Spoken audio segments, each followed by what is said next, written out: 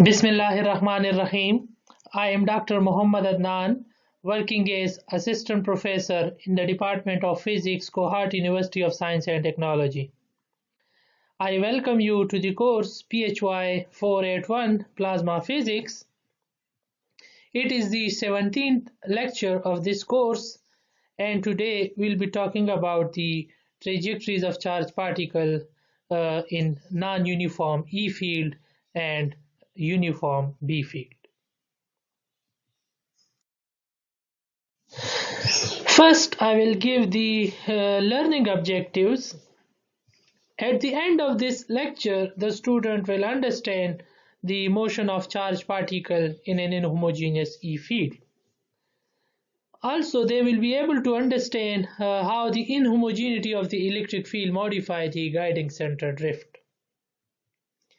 In this course, we are following the Introduction to Plasma Physics and Control Fusion book by F.F. Chen, 3rd edition. In this lecture, I have taken some of the illustrations from this book. Up till now, we have discussed various guiding center drift in different electric and magnetic field configurations. For example, we have discussed the gravitational drift that arises once the charged particle, whether the electrons or ion, moves in a region where there is a gravitational force, and that is crossed with a uniform magnetic field. So in that situation, the guiding center drift is given by this expression. We have also discussed the situation where electric and magnetic field both are uniform and they are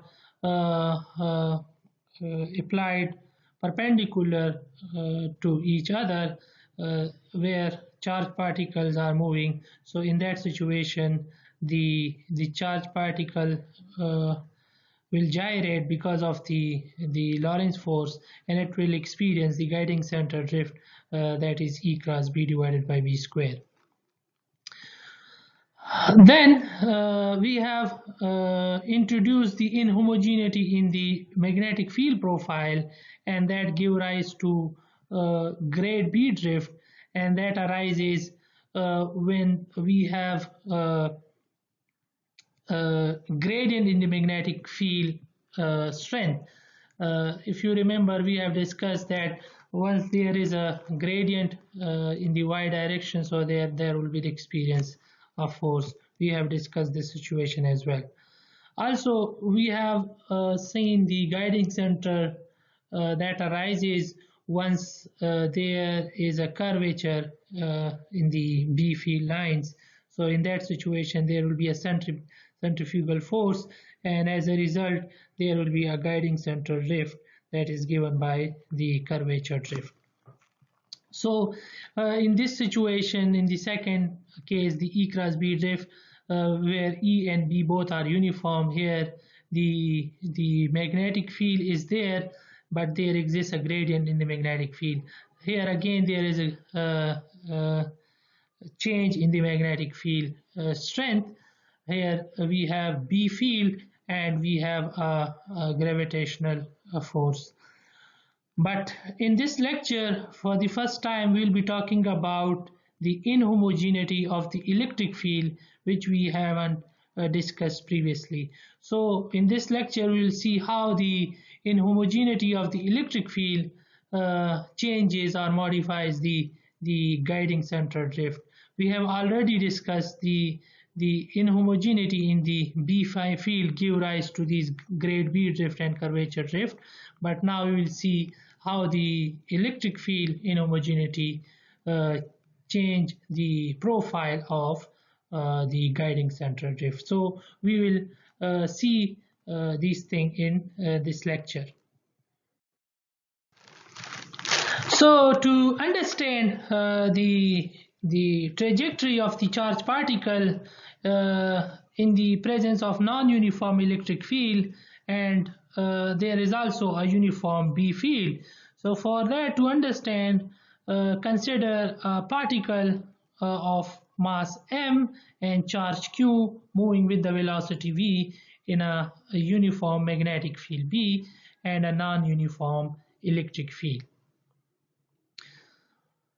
So in all our previous cases we have discussed the same situation, but here we will be taking the electric field profile which is non-uniform, that is it is periodically changes with x.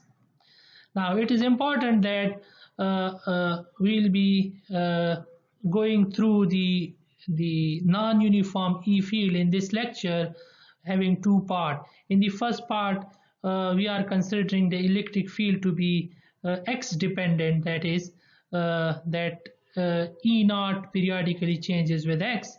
In the next part of this lecture we'll see again the non-uniform E field, but in that situation the electric field will be, instead of x dependency, there will be time dependent electric field.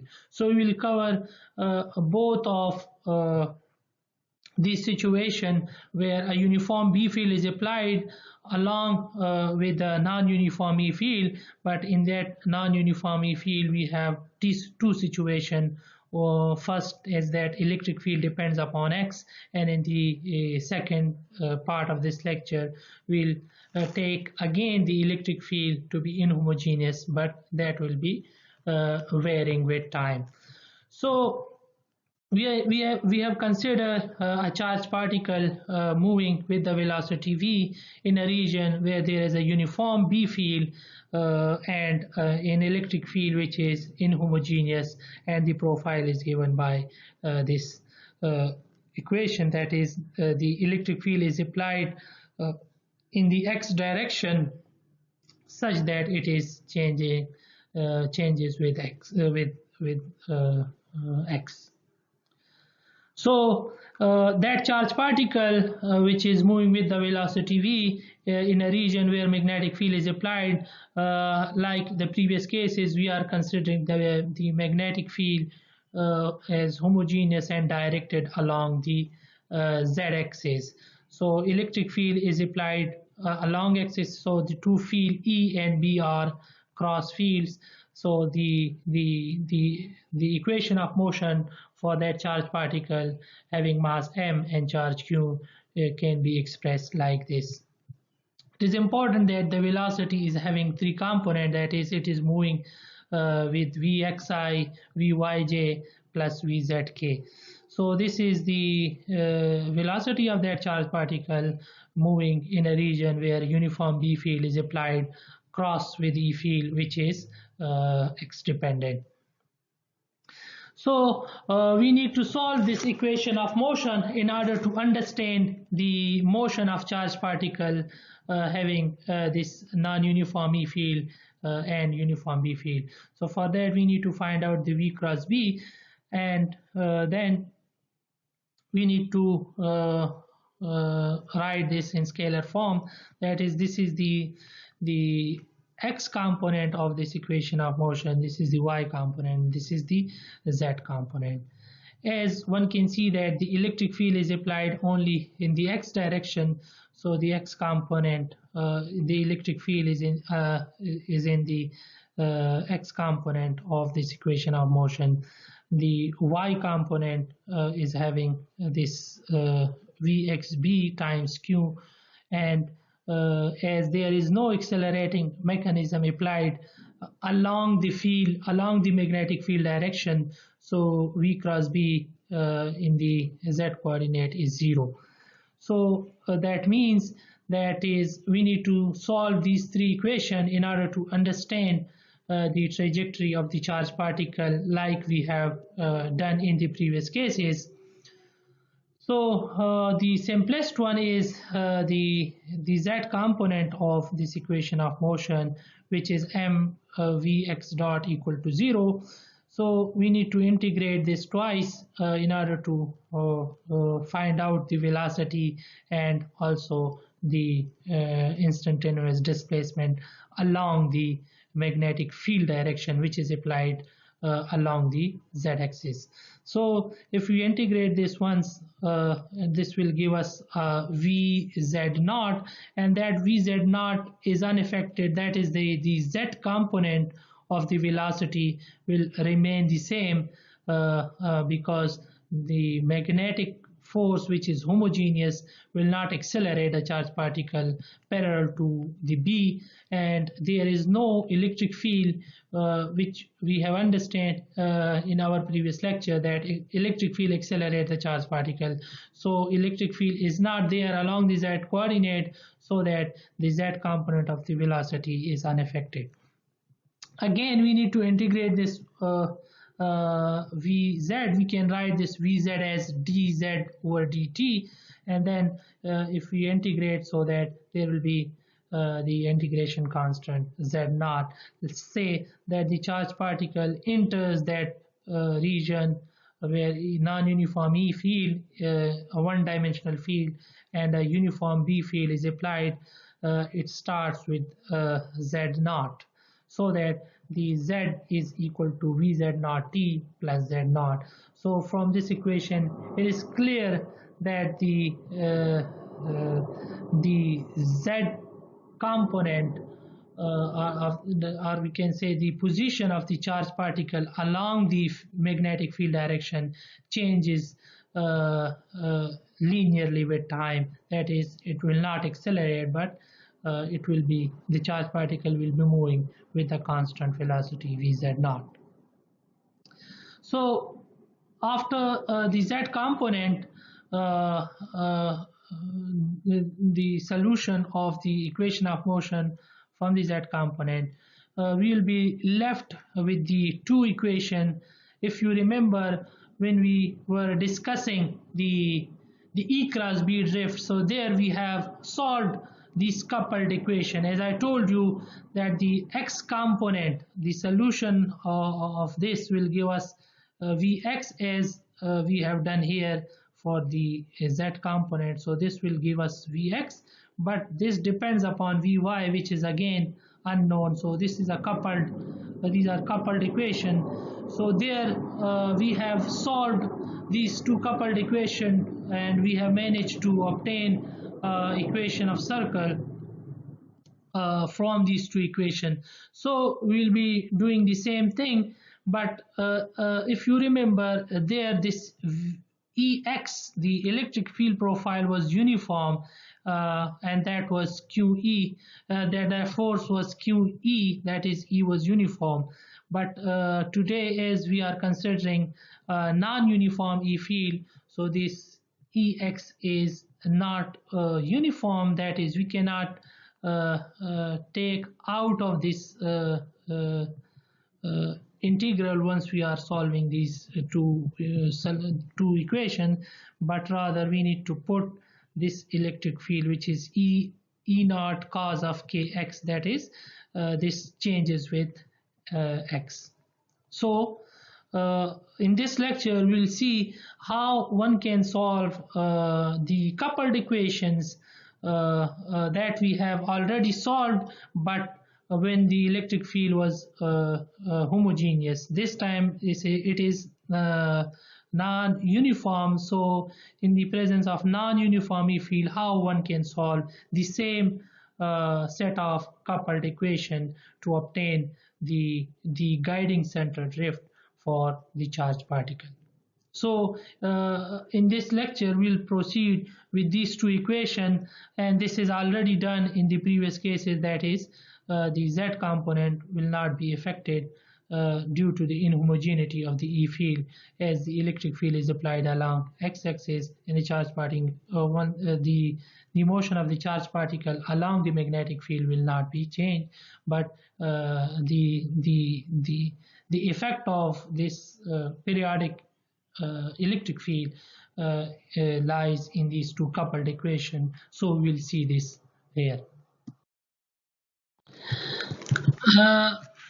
Now to see how one can solve these coupled equation once the electric field is x dependent or position dependent, and that varies periodically.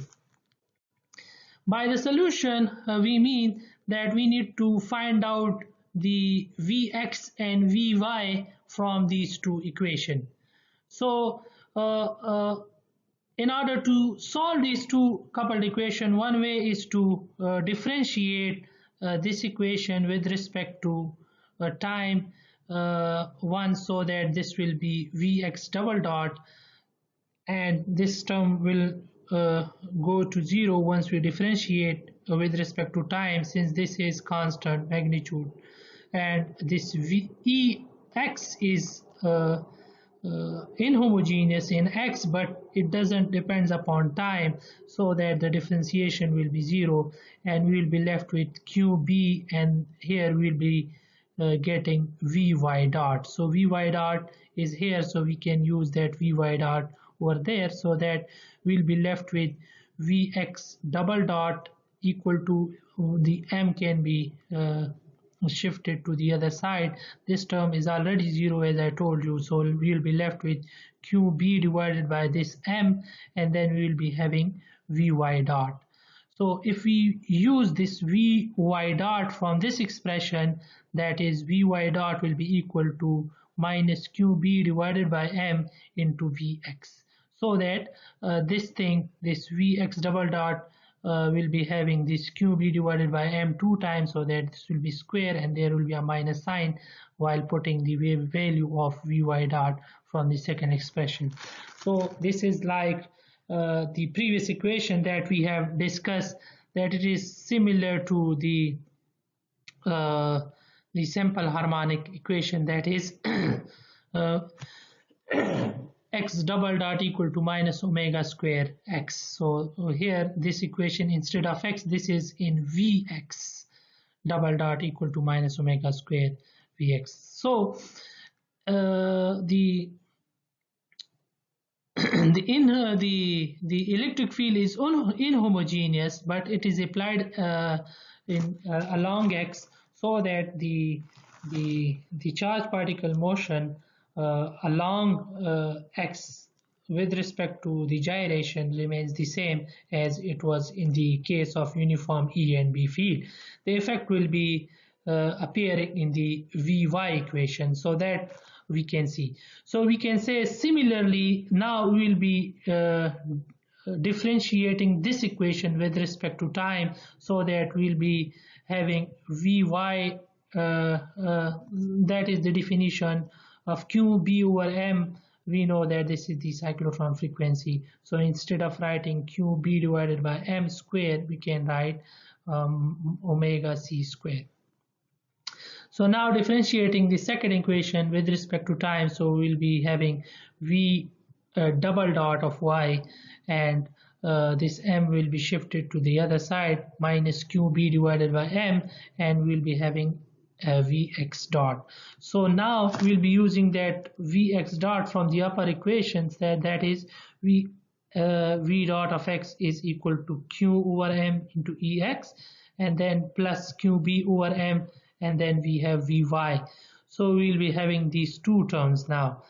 As I told you, the effect of this inhomogeneous electric field appear in the y coordinate, and we know that this electric field is having this profile. So if we use, instead of this Ex as E naught cos of kx, so now we have two equation. Before, as I told you, these are coupled equation, that is Vx depends upon Vy, and this Vy depends upon Vx. So after doing that differentiation and using the two equation, this Vx now depends upon Vx, and this Vy depends upon Vy. So as I told you that we are trying to solve these coupled equations, so first we need to decouple it, and then we'll be going through the solution now. So now this Vx double dot and this Vy double dot are obtained from these two coupled equations. Now these are decoupled. So now we'll be trying to solve Vx from this equation and Vy from the second equation. That is approximate solution, that is this Vy dot can be expressed in terms of omega square, as we have done with the case of the x component. So the y component can be expressed in terms of omega square, and then we have that inhomogeneous E field. So that approximation is that consider that E field is weak, that is the field is weak, so that it will not affect the gyro motion too much, so that we can use the value of x, this x, if you remember, we have solved these coupled equation in the case of uniform E and B field. So there, if you remember, we have obtained that x is equal to x naught plus Larmor radius times the sine of omega t plus phi, and if you remember, y is equal to y naught plus Larmor radius cos of omega t plus phi. So we can use that expression of x that we have obtained for the E cross B drift situation, and there we have solved these two equations. As I told you, we are not interested in the x and y profile, because we know that whether the E is uniform or non-uniform, it will give rise to that gyro motion, the guiding center drift will be there, but instead we are trying to find out how much drift is there because of the inhomogeneity. So for that, if we use that x here, y double dot equal to omega square E naught over b cos of k, and then instead of writing x, we can write the x profile as x naught Larmor radius times sine of omega t plus phi and minus omega square. And then like we have done in the previous case, we need to average out so that we will be left with the Vy solution from this expression. But we need to do some steps here, because we have that cos alpha plus beta formula. So this is cos alpha plus beta formula. So that is cos alpha cos beta minus sin alpha sin beta. So we need to express that here, and then we know the small Larmor radius approximation. We know the Taylor expansion of the cos and sine.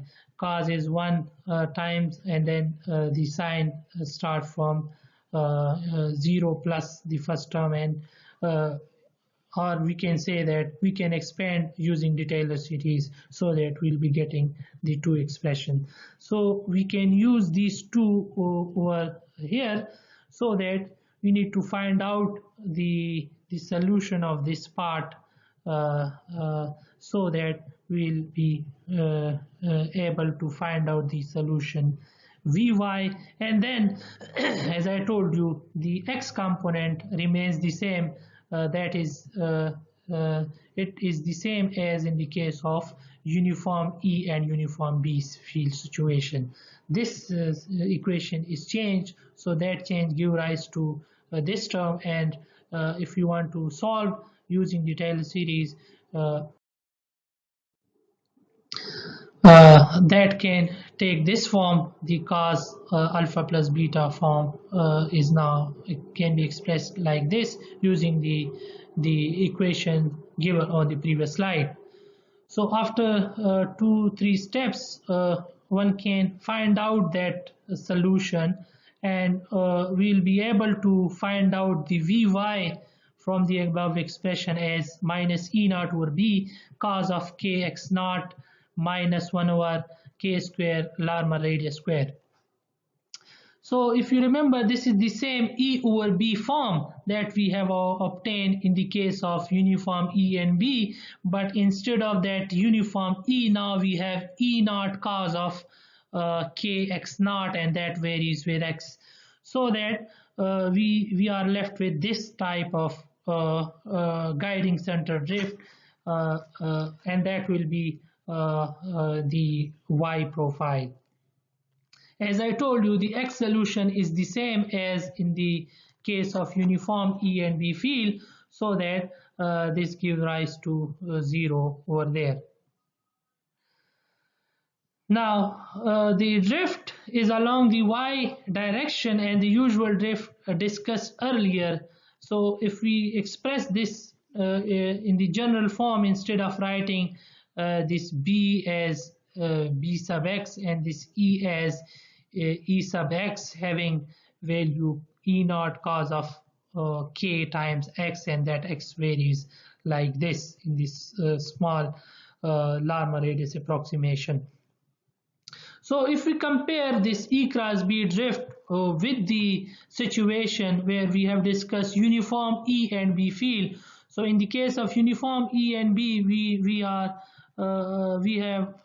obtained the E cross B drift as E cross B over B square, and now because of the inhomogeneity in the electric field, this E cross B drift is somehow smaller than the usual E cross B drift because of the inhomogeneity, and that we will be discussing on the next slide. So we can express that expression in terms of del square, since this we are assuming the periodic function, so this k square can be expressed in terms of del square, so that here if we see that this E cross B drift is somehow smaller than the case of uniform E cross B situation. So what are the outcomes from this expression? So before moving over the discussion of this a non-uniform E field which depends upon x periodically, we have obtained the Vz solution on the third slide of this lecture, and there we have seen that due to the inhomogeneity of the E field which is applied along x, do not change the z component of the charged particle motion, where the magnetic field direction is, so that it is unaffected. The inhomogeneity in the x component E do not change the x component of the velocity, but rather the effect will be carried out along the y direction, and that E cross B drift which we have obtained in the uniform E field situation is now somehow smaller than by this amount. So, if we want to discuss this expression, so that this is the profile of that electric field which is applied along x-axis, and that was E naught cos of kx, so that maximum amplitude which is E naught is periodically changes with x. And if we see that this is cos, the varies as cos function, so these small arrows gives the direction of that electric field, that it switches direction, so that the charged particle, for example, this is the ion and this is the electron, it is gyrating because of the magnetic field which is uniform, so it is gyrating, but it will experiencing a drift, the guiding center drift. As I told you, we are not interested in this gyro motion that we have discussed in Cartesian coordinate, in the uniform E and B field, and also in the cylindrical coordinate as well. So now we are interested how the charged particle guiding center will be drifting because of the change, the periodic change in the electric field profile, which depends upon x. So as ion with its guiding center at maximum of E actually spend a good deal of its time in a region of weaker E, its average drift therefore is lesser than the E over B evaluated at the guiding center.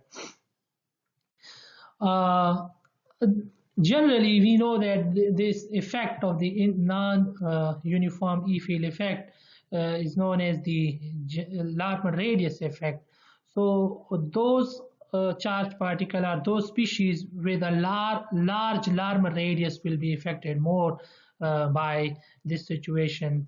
So that is also given in terms of ion. If you remember, the gyro radius of the electrons are smaller, so there will be not, so this contribution of half Larmor radius, and then instead of k, as I told you, it is k square, so minus 1 over 4 Larmor radius square k square is smaller for the electron because of the smaller Larmor radius, so that this effect is more for the ions. In a linearly varying electric field, the ion would be in a stronger field on one side of the orbit, and in a field weaker by the same amount on the other side. The correction E then cancels out. As I told you, since Larmor radius is much larger for the ions than for the electrons, so VE is no longer independent of the species.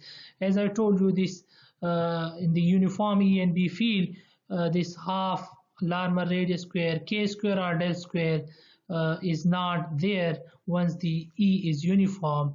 So from this expression it is clear that this E cross B drift is independent of the species, but now once the electric field is made inhomogeneous, so that this contribution of the ions and electron will be different, so that this one cannot say that these guiding center drift, which is E cross B drift, in the presence of inhomogeneous electric field, is no more species independent. Now, in a density clump occurs in a plasma, an electric field can cause the ions and electron to separate, generating another electric field. If there is a feedback mechanism that causes the second electric field to enhance the first one, E grows indefinitely, and the plasma is unstable. Such an instability called a drift instability. That part you will be discussing in the higher courses of the plasma physics, but you can understand this once you are starting the instability part, which is known as the drift instabilities. So the grade B drift, of course, is also a finite Larmor radius effect, as I told you, and also causes charges to separate, that we have seen. If you remember, once we made the magnetic field as inhomogeneous, that is once we were discussing the grade B drift. So for the grade B drift, we have considered previously a B field applied such that there exists a gradient in the magnetic field lines. So the grade B drift is proportional to k Larmor radius, whereas the correction term is proportional to k square Larmor radius square. Now the non-uniform E field, but once we are talking about the non-uniform E field, that is in this lecture, the non-uniform E field effect therefore is important at relatively large k, that is, this is k Larmor radius and we have k square Larmor radius square, so relatively large k or small scale length of inhomogeneity. So that is, these are the group of micro instabilities. That is, the drift instabilities because lies in the micro instabilities class of instability. Now, after discussing the Larmor radius effect that arises because of the non-uniform E field, and magnetic field is also applied along the z direction, but the electric field profile is such that it depends upon x and it periodically changes. Now in this part we'll be considering again the situation of non-uniform E field and uniform B field, but now the electric field profile is not x dependent, but the electric field depends upon time. So again we consider a charged particle of mass m and charge q moving with the velocity v in a region where a uniform B field is applied along z-axis, and non-uniform time-dependent electric field is applied along x-axis, as in the previous case but in that situation it was x dependent. Now it is time dependent. So we need to solve the equation of motion once again using this profile of the electric field now instead of the E naught cos of kx, so that the charged particle is moving in 3 dimensions, that is having non-zero component of the velocity along x, y, and z. So that we need to solve this equation of motion. For that, v cross b, one can obtain it like this, and in the same way we can find out the scalar form of this equation of motion, that is the x component, the y component, and the z component. So the z component remains the same whether the electric field is time dependent applied along x or it is space dependent applied along x. The z component or the motion of the charged particle parallel to the magnetic field will remain the same, and that is Vz is equal to Vz naught, and Z is equal to Vz naught t plus Z naught. That is the position of the charged particle along the magnetic field direction linearly with time. That is, it will not accelerate the charged particle whether the E is time dependent or space dependent once it is having zero component along the magnetic field. So in the same way, we need to solve the coupled equation. The first two we have solved previously, but in that situation this Ex was E naught cos of kx, but now it is time dependent. So again we'll see how one can solve a coupled equation where the electric field is time dependent. So that is done over here. In the same way, we need to differentiate this with respect to time and this with respect to time, and we need to use the two equations so that we decouple these equation first, so that the electric field is now having E naught cos of omega t plus phi instead of cos of kx. So that if we differentiate the first one, that is this will be v double dot, and then again now this time the electric field differentiation with respect to time will not be zero, but instead this will be minus E naught sine of omega t plus phi, and then the argument part will come here, and then we'll be left with qb divided by m, and then we have y dot.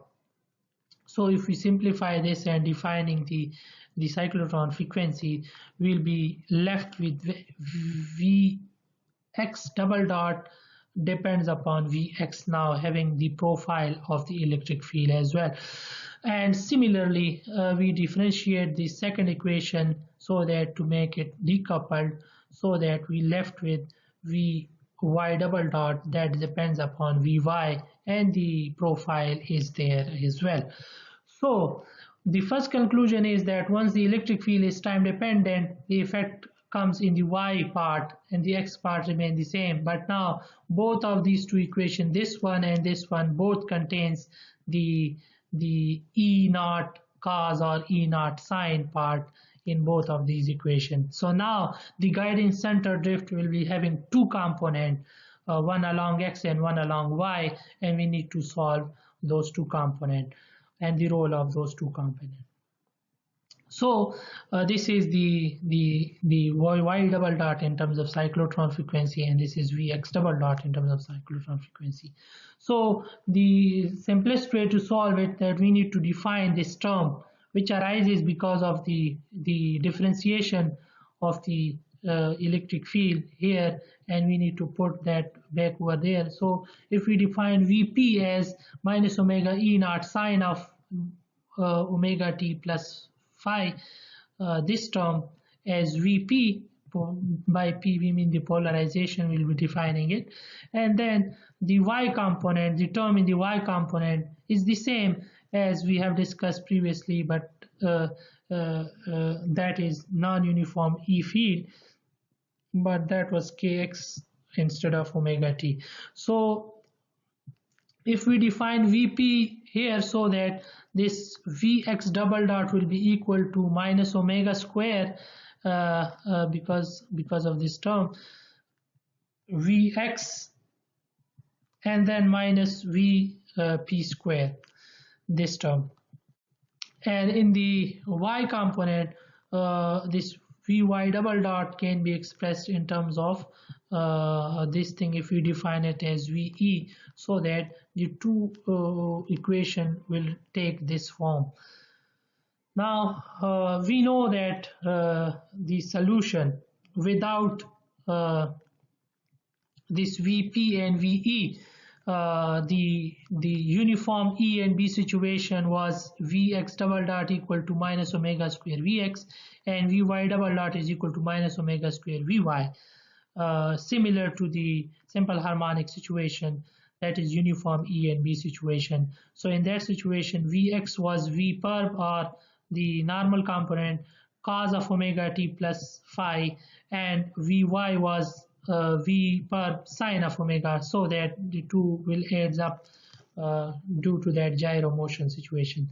But these are the extra contribution that arises because of these two extra term which is there because of the time dependent electric field. So if we compare these two solution, so 2-time differentiation of the equation gives us, that is if we differentiate these two solution which we have just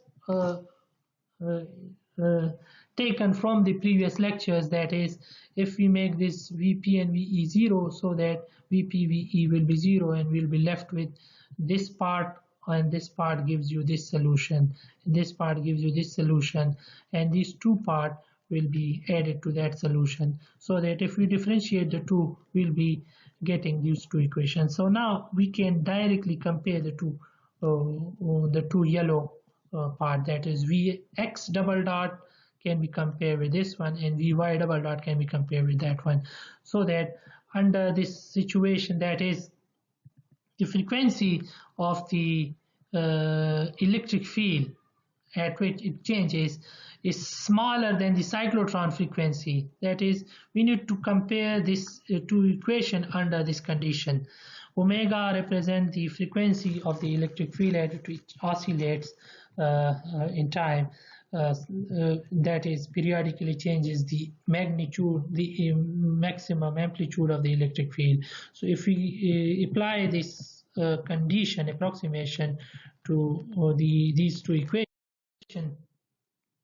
so we will be left with those two components. So as I told you, the guiding center drift in this situation where the non-uniform E field depends upon time, so that it is having two components Vp and Ve, V polarization and the E cross B along X and Y respectively. The Y component is the usual drift which is the same as I told you, it is E cross B over B square, but now this depends upon time. And the second one is the X component, which is the polarization drift, that is the extra component of that drift once the electric field is time dependent, that is it will modify partly the E cross B drift, because once we have E and B field either uniform or non-uniform, this will give rise to an E cross B drift, and that depends upon the situation whether the electric field is space dependent, time dependent or uniform, and the B field is taken uniform. In this section, as I told you in the beginning of this lecture, that is the non-uniform E part is already done through the grade B and curvature drift. So once the E and B is there, E cross B drift will be there. Now if the electric field profile is time dependent, so it will give rise to an oscillating E cross B drift, and also it will give rise to a polarization drift. And if the electric field profile is space dependent, that is we have discussed in the first part of this lecture, it will give rise to that Larmor radius effect. So the polarization drift depends upon the rate of change of the electric field, that is if the electric field do not depends upon time, so that this polarization drift will not be there.